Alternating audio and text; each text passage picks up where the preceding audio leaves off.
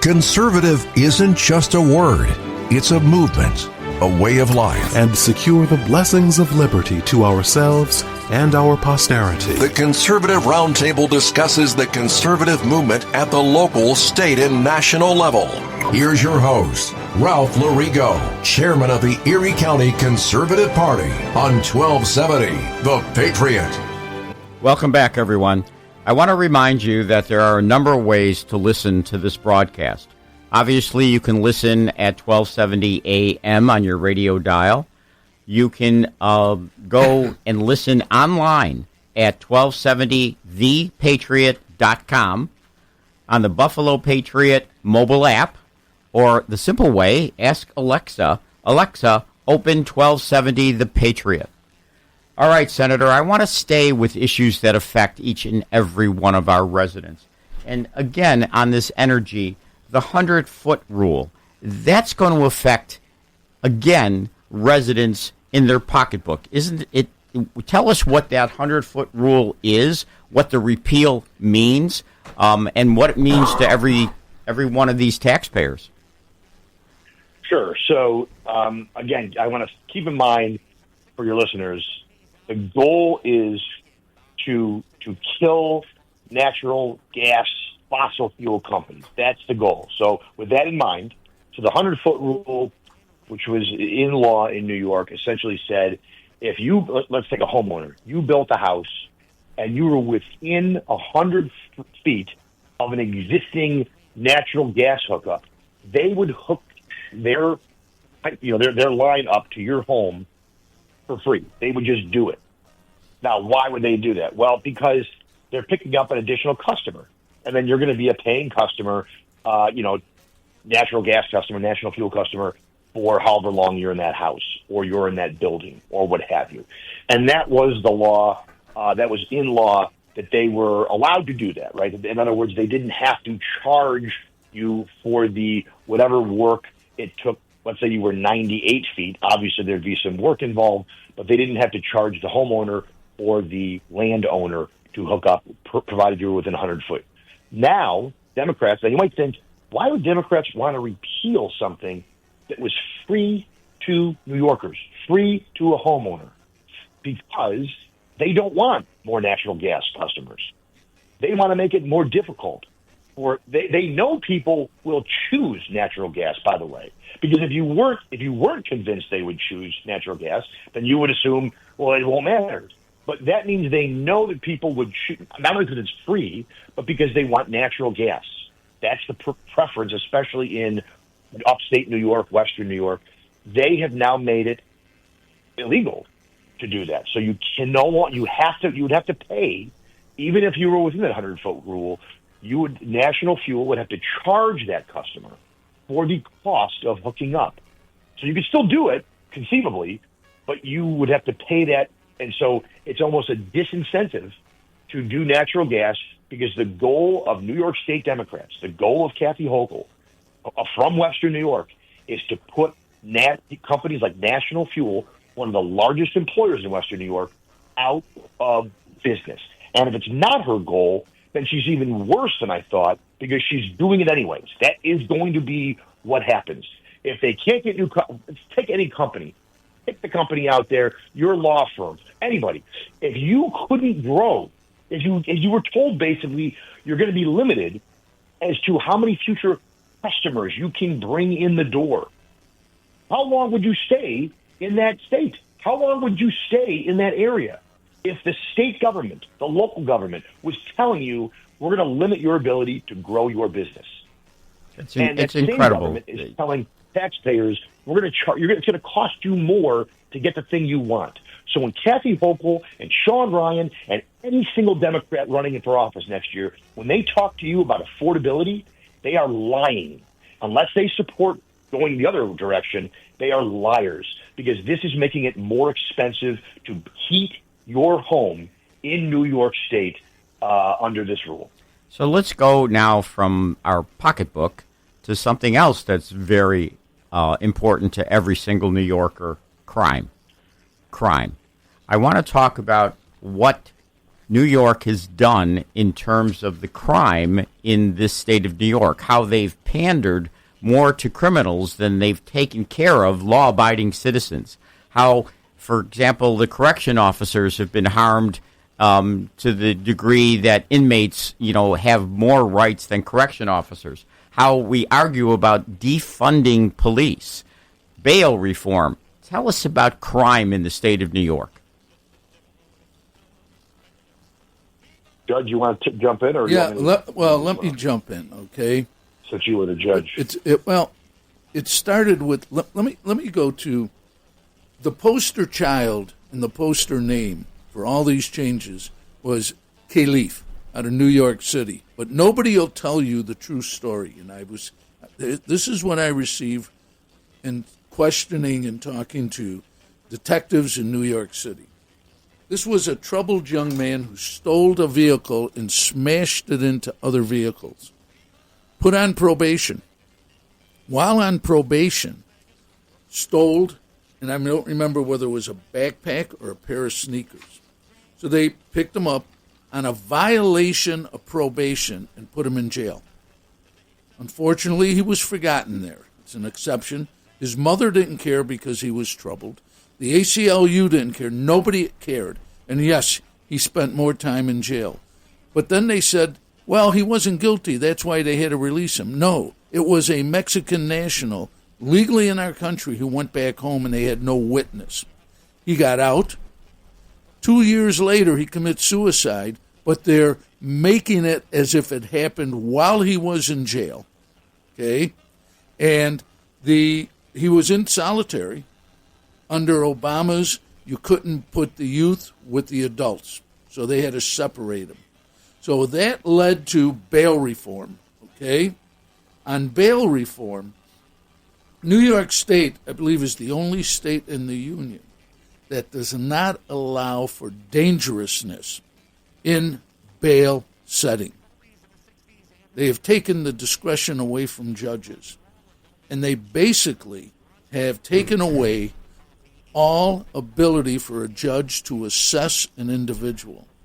Let's take in the city of Buffalo, and let's just take domestic violence cases.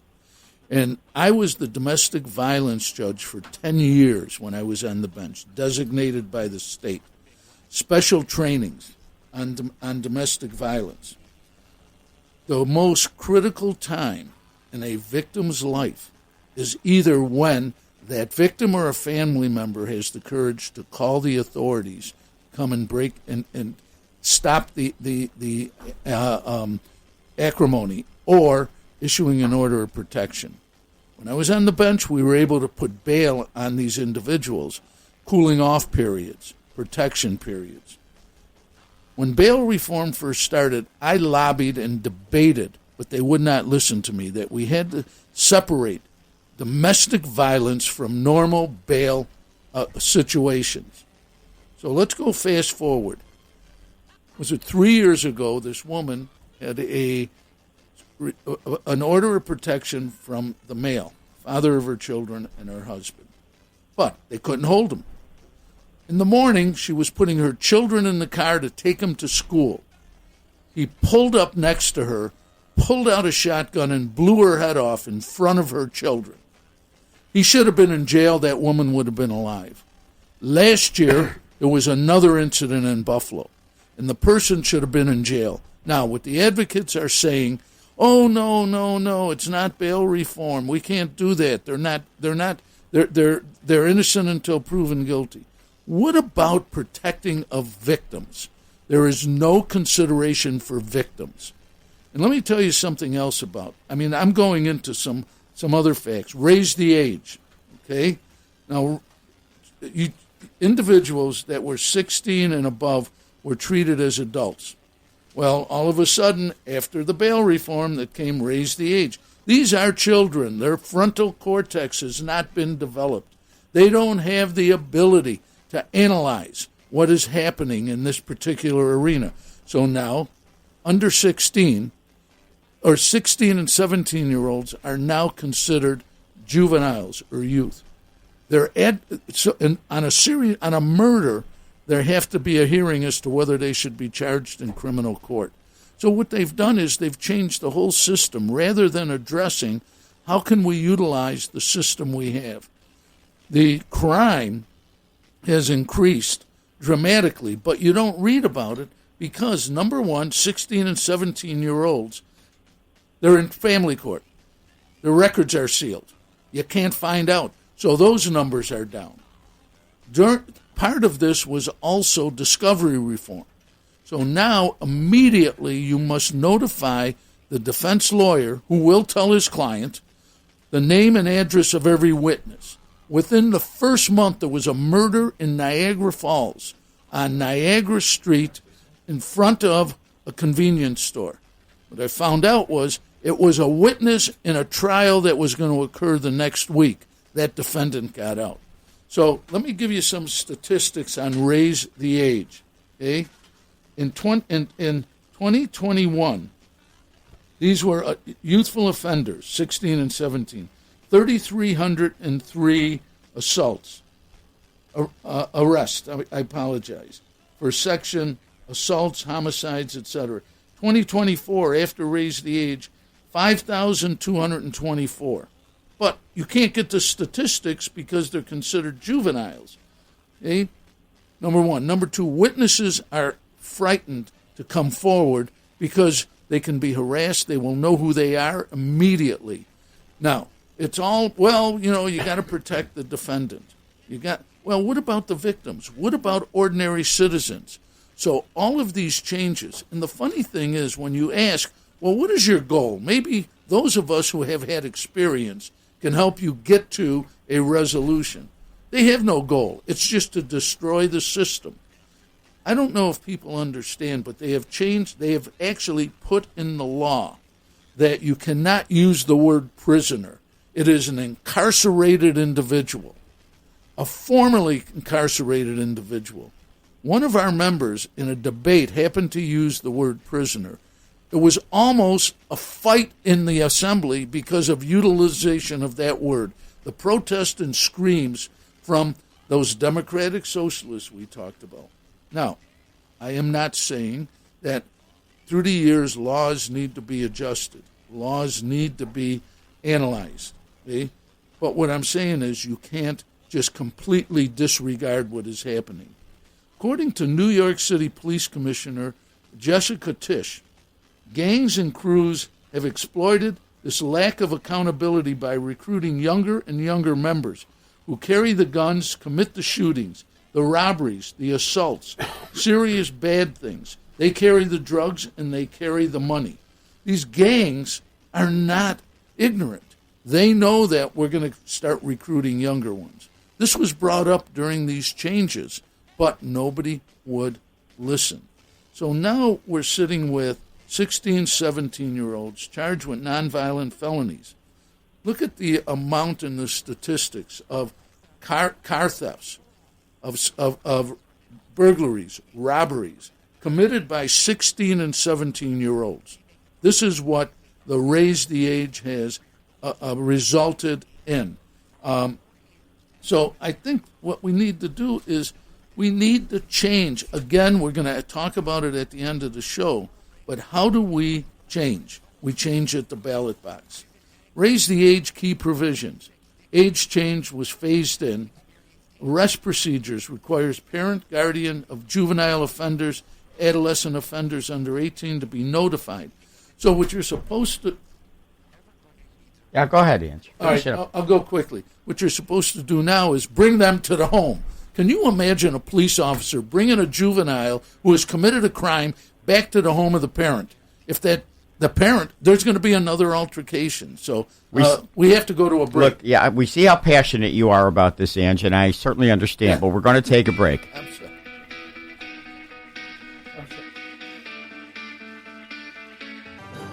Okay, welcome back. We now have a call.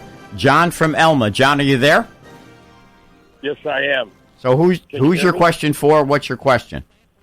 Well, my question revolves around, by the way, you have a great group on this morning and this afternoon. Thank you. About bail reform. Number one question is, how can the legislature improve the judicial system And my follow-up question is, how are the illegals affecting and going to affect in the future the judicial system? So those are my questions. I'll hang up and I'll listen on the internet. All right. Okay. Thank you. Well, number one, they need to start making sure that they give the judges the discretion. These judges are trained. They're there to sit and be the mediator. They're there to apply the facts of a matter to the law. And what they really need to do is, if you have a bad judge, they need to move to get rid of that judge, but you can't take the discretion away from the judges. They're the ones who are there facing defendants, listening to victims, applying the law, and understanding the law. So number one, it's real simple. We need to do two things. One, we actually need to pass legislation, and it would be a constitutional amendment, to allow dangerousness to be considered when setting bail. Number two, we need to give discretion back to judges and not tie their hands and make them fearful of being able to do their job. Every case is individual, isn't that true, Ange? I mean, every case has its own set of facts, and it's very specific. Absolutely. And the judge who's sitting there is aware of the facts because he's given the information, the facts. If it's a trial, he's there listening, and he's the arbitrator of the law as it applies to the facts. And that's basically a judge's job in most specific, and on any case. A judge's job is to listen to the facts. But a judge takes into account, when a defendant first comes in front of you, a judge has to take into account, first of all, what the accusation is, what you're charged with. Secondly, what your background has been, whether you've done this before, whether you've got a criminal record. Third, how you protect the victim. Those are important considerations that a judge sits there, and they're individualistic. They're specific to every single case. That's why you need discretion. Isn't that the case? That is absolute. But the legislature wants to legislate how a judge should act, as opposed to legislating to give the judge the ability to do the analysis that you just mentioned, Chairman. Now, all right. The second question, I didn't get to write it down. Does anybody? How are illegals? Well, let me tell you what's happened in New York a few years back. Misdemeanors, and the easiest definition of a misdemeanor or a felony is this. A misdemeanor was anything you could spend up to 1 year in a county facility. A felony is anything you could spend more than 1 year in a state facility. If you have a misdemeanor with a 1 year, they're subject to deportation. The legislature reduced that to 364 days is the maximum penalty on a misdemeanor. So any misdemeanor, if it's an illegal, they're not subject to removal on conviction of a misdemeanor because it's not a 1 year sentence. So they game the system to protect an illegal. So Purposefully done. Purposely done. Oh, just absolutely. change 1 day. 1 day. Just to allow illegals not to be deported. That is correct. Even though they've committed a crime. That is correct. And they're convicted of a crime. That is correct. Crazy. So It's crazy. it's crazy. You know, you talk about public safety being, the crime issue at the state level, and next year the voters get a chance to make a change with a new governor and hopefully some more Republicans in the Senate and the Assembly. But, public safety and law enforcement and crime is a local issue, and this year's a local election year. In Amherst, where I'm the Republican town chairman, we're running a 37-year Amherst police veteran, John Trabert, for the town board. Amherst used to be known as America's safest community. Just last week in our local newspaper, the Amherst Bee, it showed car thefts in Amherst are through the roof, double any other municipality in western New York.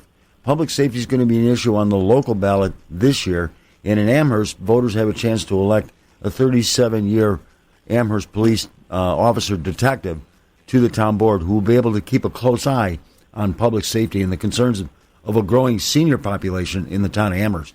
Well, let me just opine on that. the car thefts, a lot of them are just joyride. 16 and 17-year-olds, That's they exactly can't who it be is. prosecuted. And everyone says, well, the majority is saying, well, we need to keep putting more money to support raise the age. No, what we need to do is start having responsibility for consequences of one's actions. And that is what I have learned in my 9 years going into my 10th year in the Assembly. They are removing for everybody any consequences for your actions, which is what we all grew up with. This is what law and order is. Actions have consequences. Some are good, some are bad.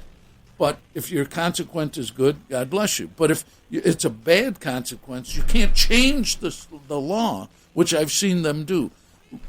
I have one example of the elimination of the consequences. So 2 years ago, it was 2 or 3 years ago, last night of session, about 2 o'clock in the morning, there was a bill brought up by the majority that basically exonerated you if you didn't file your certificate of acceptance of your position within 30 days, which is the rule. If you're appointed or if you're elected, you have to file a certificate of acceptance. Well, this was exonerating for, and I forget what the time, it might have been a couple of years. Okay? And I'm thinking, why are we debating 2 hours at 3 o'clock in the morning on something this innocuous? I found out why.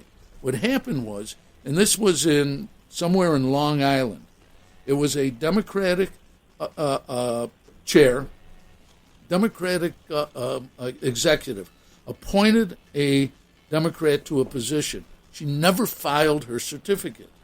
2 years later, he loses the election to a Republican. The Republican appoints somebody because technically, by law, she never accepted that position because she never filed her paperwork. They passed a law giving her a pass and challenging the fact that it's okay, she can be there, let her file it now. So instead of a consequence, they changed the rule to benefit what they wanted for their outcome. That's what the Democrats do. They got one-party rule in New York. Excuse me. In Amherst, I got to say it again, one-party rule in Amherst. Democrats have run Amherst for 12 straight years. There's no check and balance. Correct. So, Senator, we have so many examples of illegals committing serious crimes in the state of New York. How are we going to put an end to it? Rob, are you there? I mean, the fastest way is you have to elect a new governor. Obviously, I'm in the Senate. My goal every election cycle is to bring back our members that are running for re-election and to grow our conference. And I spend a lot of time, in addition to my representative responsibilities, recruiting candidates and raising money so that we have resources to support and defend those either candidates or our members. But the fastest, the straightest line distance to changing what you're talking about. So I'm sure your listeners and I'm sure the people on this show saw when Governor Hochul went to Washington, D.C., and she was grilled by many members of Congress, but specifically by Elise Stefanik. Exactly. And you could see how uncomfortable she was because she doesn't have answers. Now, I would tell you it's gross incompetence to go to Washington, D.C., where you know you're going to be grilled and have no answers. But it's also telling that she didn't even know the name of the woman who was set on fire and burned alive on a train by a illegal immigrant. She, really had no answers about the young woman who was killed by an illegal immigrant, Jose Ibarra. She was killed in, I forget if it was Georgia or North Carolina, South Carolina. And Jose Ibarra, the reason that's a New York-related story is Jose Ibarra was arrested in New York. He was living here. He was arrested. He was released on a desk appearance ticket.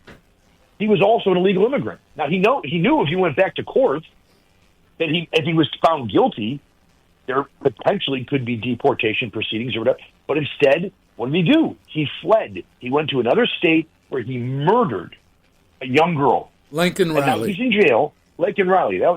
We have Lakin's Law, which the judge and I both support. But these are things that have happened under Kathy Hochul's watch, and they've happened because of policies that Democrats have put in place. We think it's important, Democrats think it's important, to provide a sanctuary to illegal immigrants, whether they be criminals or not. I think it's our responsibility to provide a sanctuary for people like Laken Riley, for people who have not broken a law, for people who are just trying to live the best life they can here in New York State. But Democrats do not agree with that. They think, the judge talked about it very specifically. He's got a great base of knowledge that, not being a judge or a lawyer, I don't have. But they believe, they absolutely believe there are too many black and brown people in jail. That is where this stems from. This is a racially motivated thing. I can't put it any more clear than that. That it's not about the crime. They just look at too many black and brown people in jail. And the politics for them is to reduce the number of people, specifically black and brown, but really in general, who are in jail. Now, I would like that too, because in my mind, less people in jail would mean, at least theoretically, less people committing crimes. They actually they have detached those two. They just want less people in jail. Whether or not they're committing crimes is almost immaterial. And so what they've done is they've basically made things that used to be crimes you could go to jail for, now they're just crimes you can't go to jail for. It's that simple. They want to see a decrease in prison population. They want to see a decrease in black and brown people in jail so they can go back to black and brown communities and say, we're fighting for you. I would argue to those same communities, why were they fighting for you if they're returning drug dealers and gang members and murderers back to your neighborhoods? Right. That's exactly right. Because most of those victims, I promise you, are black and brown people. And that's sort of the real disconnect. We talk about the ethnicity or the race of the perpetrator. We never talk about the ethnicity or the race of the victim. Very often it's the same race. That's exactly right. Or a minority. And that should be our focus. Victims, not perpetrators. I don't really care about the person who raped, who assaulted, who murdered. I don't care. If they're in jail, they're in jail. They have a penalty to pay. I'm less concerned with whether they get to see their family. I'm much more concerned whether the corrections officers get to see their family. I'm not as concerned about the person in jail, whether they have access to a college education. I'm much more concerned whether the law-abiding New Yorker has access to a college education. Kathy Hochul and Democrats, it's real simple. If you are more concerned with prisoners having access to higher education, with prisoners being able to see their family on a regular basis, with people who have raped and murdered and assaulted, if you're concerned about their rights and their futures more than you are New Yorkers, law-abiding, tax-paying New Yorkers, then vote for Kathy Hochul and Democrats. If you are less concerned, then you should be voting Republican and conservative up and down the ticket. It is that stark and clear. Remember our former President Biden? He couldn't even use the name Laken Riley in one of his state of states. We got to bring people to remember. But this is going to sound a little strange. But I always say, if I know that I'm going to need a nursing home, I'm going to commit a major federal crime because I'd rather be in prison than in a nursing home. Senator, there's a reason historically that we remove criminals from society. I mean, we've always done it. We remove criminals from society to protect society. That seems to be lopsided here in New York. Senator, I want to go back to something you said a couple minutes ago. You're the Republican leader of the state Senate, and your job is very challenging as the Republican leader. I mean, you're doing a great job for your constituents in your Senate district, but your other job is what we've been talking about for the last hour and a half. We have to stop electing Democrats in this state, and we have to start electing Republican conservatives. And the challenge that you have as a leader, and as the Assemblyman does, and as Chairman Lorigo does, we've got to find men and women that want to run as Republican conservatives, quality individuals. I'll tell you a story real quick. When I became chairman in Amherst in October, I looked at what our opportunities would be come this local election year. And I'm looking, where am I going to find candidates? I actually took out an ad in the Amherst Bee on January the 9th just to see if there's anybody out there that might be interested. I had 19 people respond, and we wound up interviewing 15, and and then we endorsed our slate. And I just ask you, and I ask the Assemblyman and Chairman Larigo as well, what can we do better as leaders of the Republican Party to find men and women to step forward and run and try to stop this dominance that the Democrats have? Because I honestly believe, based on the slate we're running in Amherst this year, we found a great slate of candidates. And these are all individuals that never were interested in politics, but they were concerned about their community. And guess what? When I asked, they stepped forward. We need to ask, what do you think we can do better as leaders of the Republicans and the Conservatives to attract the men and women that will step forward and run for office and beat these Democrats? We're going to get back to that right after this break, but the problem I see, Bob, is politics is such a blood sport. Lots of people refuse to get into it. But, Rob, we'll talk about it as soon as we get back. Thanks. So, Senator, we've certainly articulated the problems. Now I want to spend some time on the solutions. So tell us, in terms of the Senate, what are the numbers? There's 63 senators. How many Democrats? How many Republicans? What do we need to do there? Sure. So it's 41-22. Now, as recently as 2018, it was 32-31 Republican. Yep. We had obviously the 2018 election was, in a lot of ways, was a cataclysmic event for us. The quote unquote blue wave, which really never materialized outside of the very, very, very blue states, right? But it certainly, we lost 8 seats in one cycle, which I think is the largest, sort of swing, at least in the Senate history. So it's 41-22. We broke the supermajority, the veto-proof majority last cycle. We brought everybody back. We didn't lose anybody. It was the first election cycle since 2016 where we did not lose a member. Now, 2018 was bad. 2020 during COVID was not a great election for a lot of reasons. And then 22, because of redistricting, we didn't lose anybody like at the ballot box directly, but they merged people in, and so we ended up losing people as sort of a result of the redistricting process, which, I know we could probably talk about that and what's going on. But what we have to do to I spent a lot of my time traveling the state. Our campaign chair, Senator George Borrello, who represents the southern tier just south of Erie County, he and I spent a lot of our time, along with other members like Senator Pam Hellman, Senator Mark Wolzik, Senator Tom O'Mara. We spent time recruiting and raising money, recruiting candidates to run for the state Senate. To your point, it is a blood sport. A lot of people that aren't overly politically involved, even some who are, look at New York and think, what difference can I really make? They'll always tell me, hey, I love the fight you're doing. I keep up the fight, but they don't necessarily want to be in the fight, right? Like, I'm in the fight, and so, they're rooting for me, but they don't want to jump necessarily on the field. And I get it. They got families, they got business. It obviously probably looks it looks hard, and it is. And so I think there's something that Chairman Davis said, though, that's important.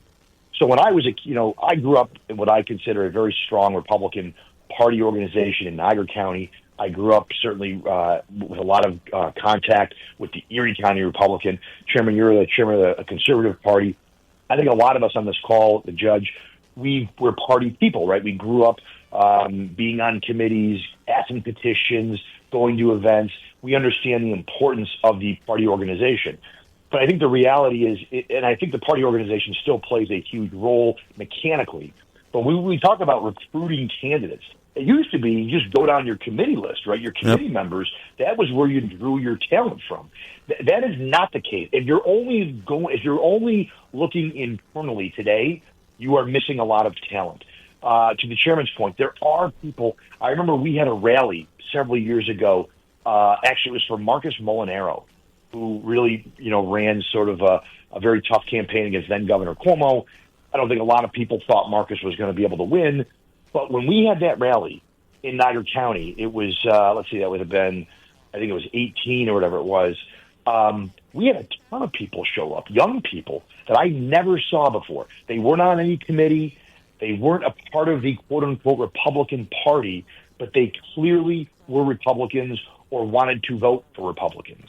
And so I think for the parties going forward, Democrats have a lot of conduits outside of the party. They have the unions sometimes. They have these, socialist clubs. They have advocacy groups, right? None of those groups, they have not-for-profit groups that are taxpayer-funded. None of those groups are, quote-unquote, the Democratic Party, but they feed people into to run for Democrat, positions. They provide a bench.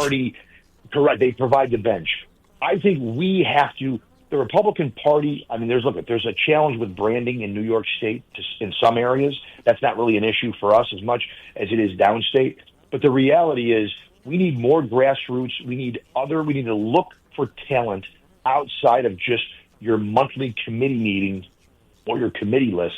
If that's where we're hoping to draw the next wave, and that alone, I think we're going to continue to suffer real challenges in finding candidates. I'll tell you, Senator, that there are people out there. Taking an ad in the paper, the Amherst Bee for the Amherst Republican Party was a godsend. But one of the other things I did on January 20th, and I remember talking to Chairman Larigo that day. He was in Washington for the inauguration of Donald Trump. Oh, yeah, right. But in Amherst, what we did, we held an inauguration party. And I had people coming into this restaurant at 10:30 in the morning, and they weren't members of the Republican Committee of Amherst. Some were. Yep.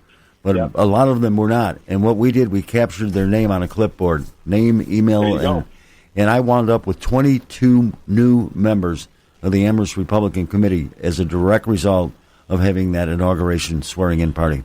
We got to do a better job of reaching out. Bob, for the first time in Niagara County, the Republicans registered outnumber the Democrats. We're not there in Amherst. Well, we're there. We're getting there. And Rich Andres is doing a phenomenal job, and the senator leads us. And we can't have a better leader than Senator Orr.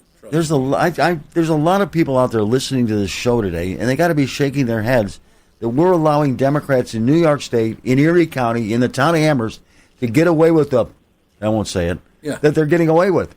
People got to stand up and step out the front door and get involved in the campaigns at the local level, at the state level next year with hopefully Elif Stefanik as our candidate for governor. People got to understand they can make a difference. So they got to get involved.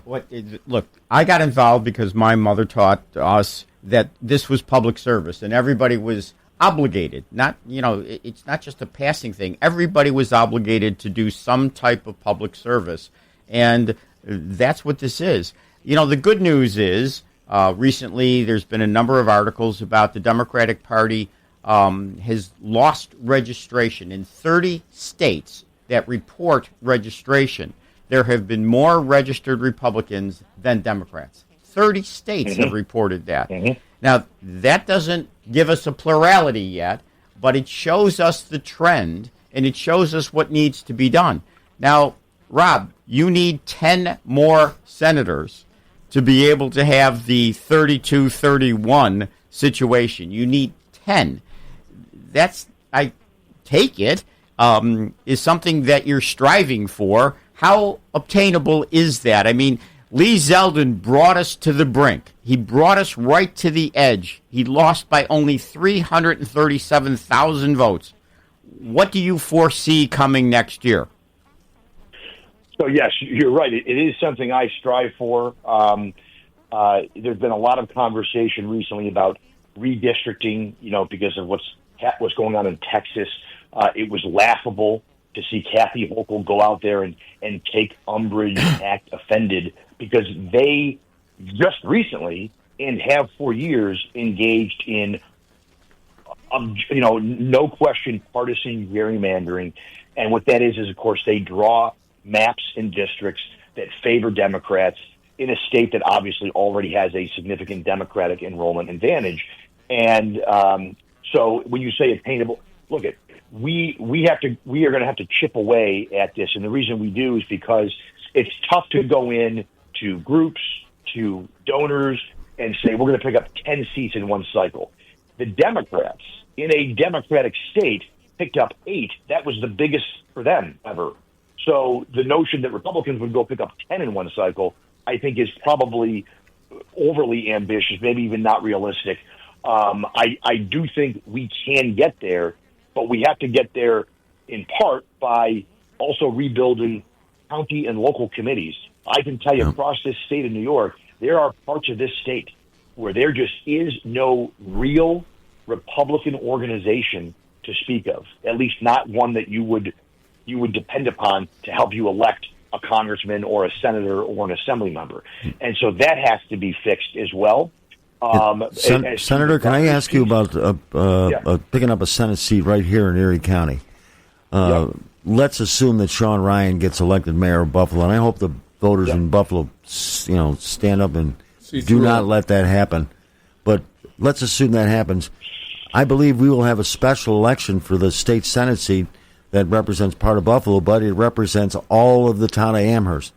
Now's the time to start looking for a Republican candidate to oppose that Democrat that's going to take Ryan's place in a Senate district that, I think if we turn Amherst red this year in our town board races, that we can help Amherst be red in that state Senate seat, Senator. So let me just add something, Rob. To me, the only realistic pathway is we have to first have the governor. And to me, that is doable next year. If we can put Elise into that seat next year, that is the pathway for the next election and the election after that to be able to take back that Senate. Don't you agree? Absolutely. Chairman, I actually couldn't agree more, because I think what people fail to recognize is obviously the governor's. Imagine the president. When you have a Democrat governor, even one as weak as Hochul, but when you have a governor, a Democrat executive, with the amount of money that they control politically, governmentally, the bully pulpit they have, to be running in the Senate, in different Senate races all over the state, against the governor is much more difficult than running with the governor. So if you have a Republican governor, the control that they have over the party, over the infrastructure, the influence they have, and obviously the ability politically to help with resources is it's hard to overstate the impact that would have. And I also think it would tell people that, hey, the Republicans just elected a Republican governor in New York. That means a state Senate seat is certainly possible if you can elect a governor, right? So I think part of it is just showing people that our party is alive as well. There's a pulse. I believe it is. There's a real fight. I think our party is getting younger. Our party has opportunities in places that for years we did not, even as other places move in the other direction. But I think that we absolutely have a chance to grow our conference this cycle. To me, we have an absolute opportunity. We have to take a hard break, but to me, we have an absolute opportunity. Don't despair, because I know this listening audience is 100% with us, but we have to elect that governor next year. That is a goal number one. You got it. Thank you, Rob. Thank you, Angelo. You're welcome, Chairman. Thanks, Chairman.